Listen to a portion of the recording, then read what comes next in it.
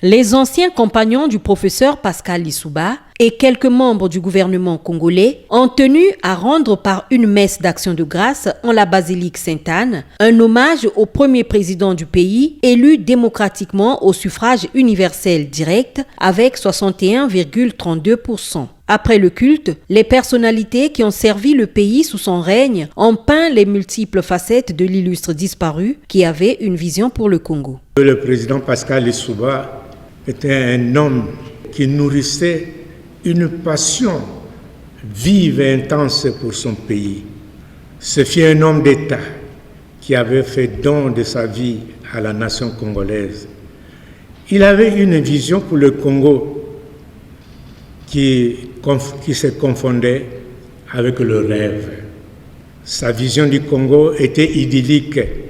Il rêvait d'un Congo moderne, prospère et uni, transformé par la science et la technologie, dont il avait décelé les enjeux pour le développement du Congo et de l'Afrique.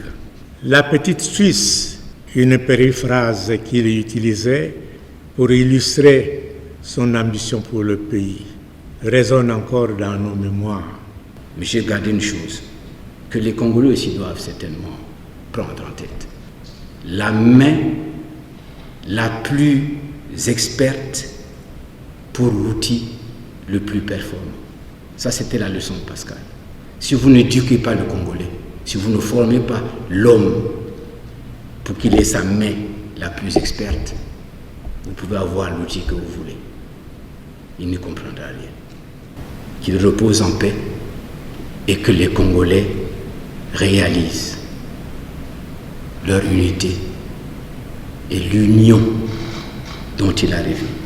Et que les Africains apprennent demain à être panafricanistes. Le professeur Pascal Lissouba, qui fut un des premiers agrégés en sciences en Afrique centrale, a tiré sa révérence 4 mois avant de fêter ses 89 ans d'âge. Sa mise en terre a eu lieu à Perpignan en France, loin de Tinguidi, son village natal, district de Mayoko, département du Niari.